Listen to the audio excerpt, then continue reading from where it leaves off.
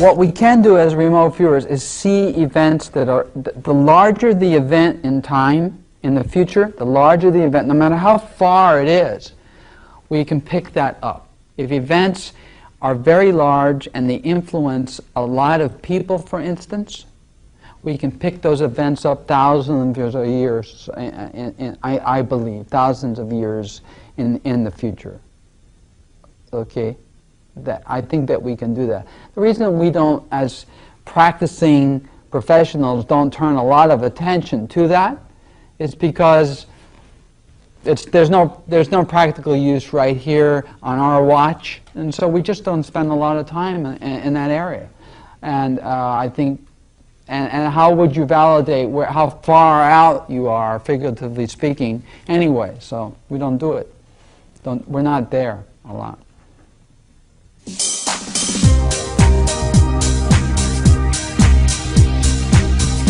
Our attention wasn't turned that way. There aren't that many professional remote viewers in the world. I know most of them, and we weren't looking there. We were looking in other areas.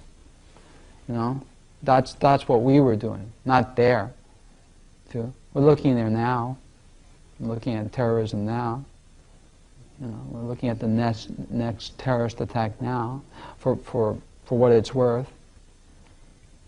But our attention has to be turned. It's a very precision tool.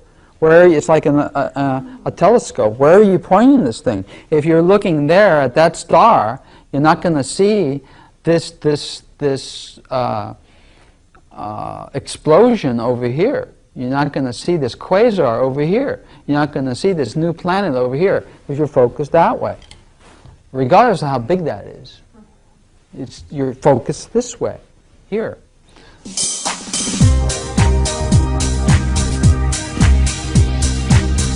We could have looked at catastrophic events, massive loss of life, events, next massive loss of life, North America, next. We would have been able to describe this event, but we would not have been able to know how far out in the future it was. We can't. Mind is outside of time. So we're not able to do that. We can see it, but we don't know how far away we are. It's like looking at a big mountain in the distance. You know, you can see it. It's easy. You can see it. You can keep going toward it and toward it, but you can't adjudge the distance. That's us.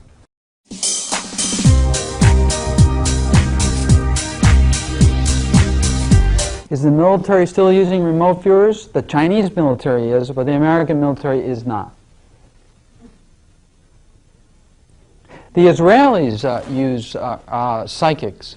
They've had some very gifted psychics. I know this for a fact over the last 30 years. Very gifted psychics that they've gone to, both the Mossad and the line units, the Mossad particularly. But they're not remote viewers. They're psychics. The Chinese appear to be developing an operational team.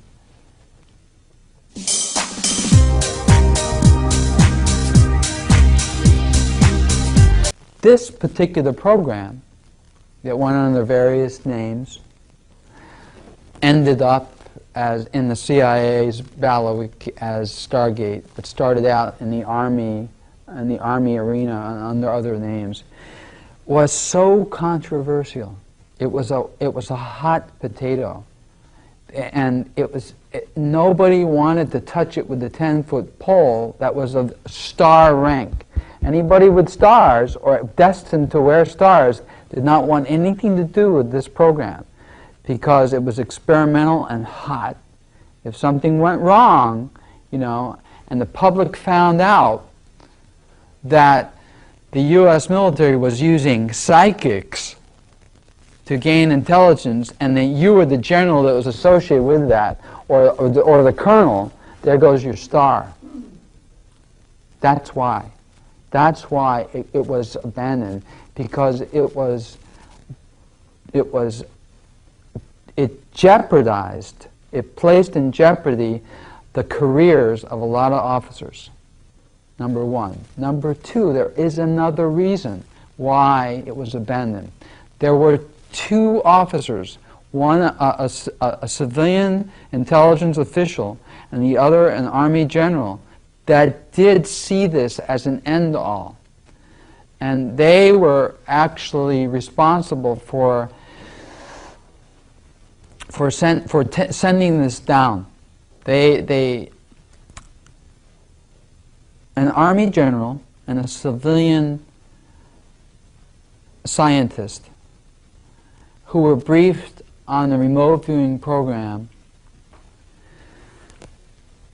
went overboard with this. They lost their balance in terms of what this was. They saw it as a sole source of intelligence, a source of intelligence that could gain insight into any problem and solve any intelligence problem.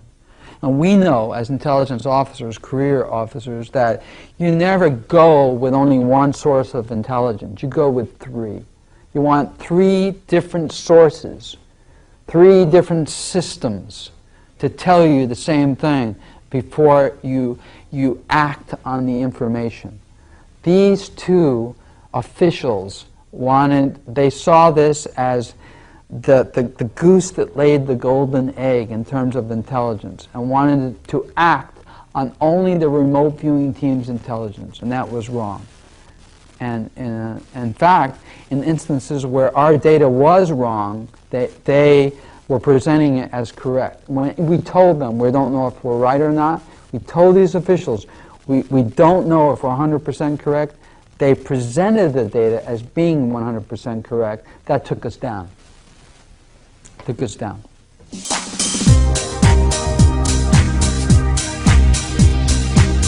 But I would suggest you taking an overhead photo of the area. Take an overhead photo of the area, and there are some. It doesn't matter what year, do that. And begin by circling in the photo, or take a Xerox copy of a photograph.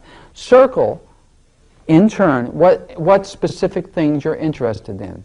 What secret structures or whatever your interest. Put a circle there, and learning what you've learned today, give it a name. Just give it a target name, and then turn your attention only to that rather than the entire Area 51, because you'll have more data than you can ever digest, right? You won't be able to do anything with the data. So take it in bite-sized pieces. This structure here, this funny-looking structure, under it, if it has an underground component, turn your attention to that, spend a couple of weeks there, then go on to the next structure using a different photograph. Do it systematically.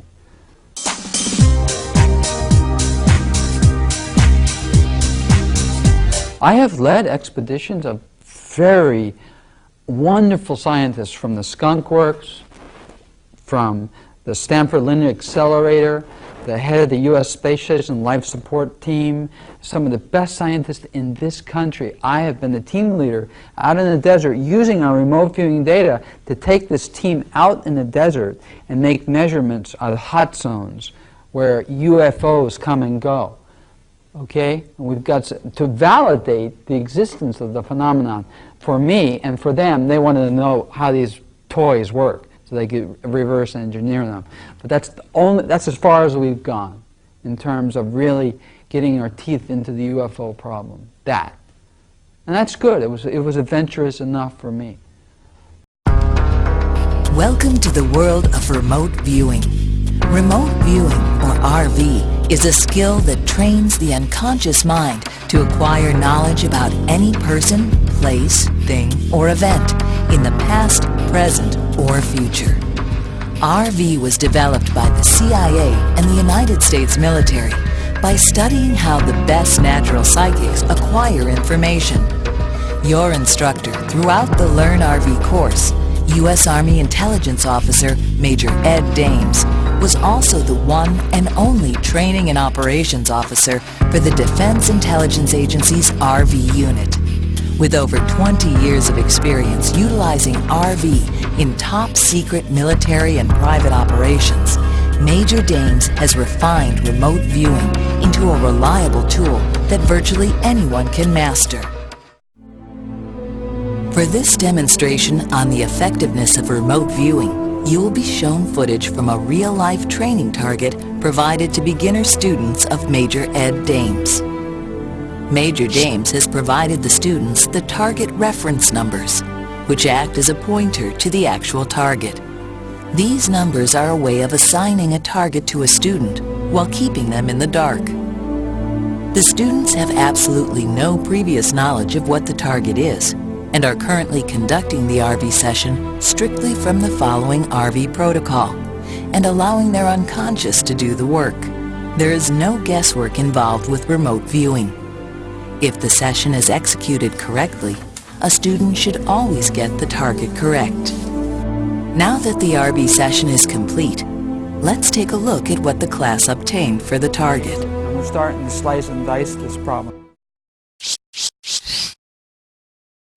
I'm interested in whatever you labeled as the target, X. We're interested in the target.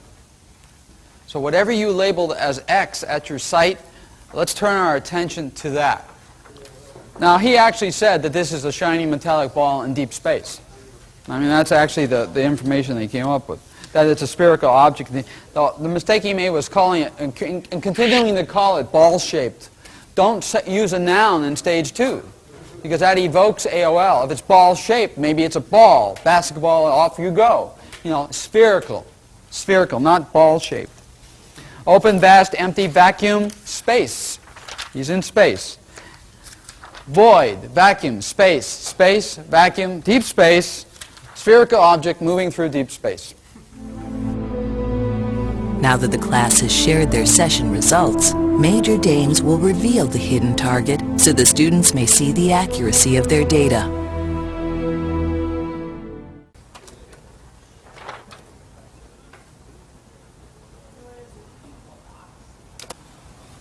BBC News. UFO streaks through Martian sky. The U.S. Spirit rover on Mars has seen a UFO streak across the red planet sky. Astronomers say it could be the first meteor seen from the surface of another world or redundant orbiting spacecraft sent to Mars 30 years ago.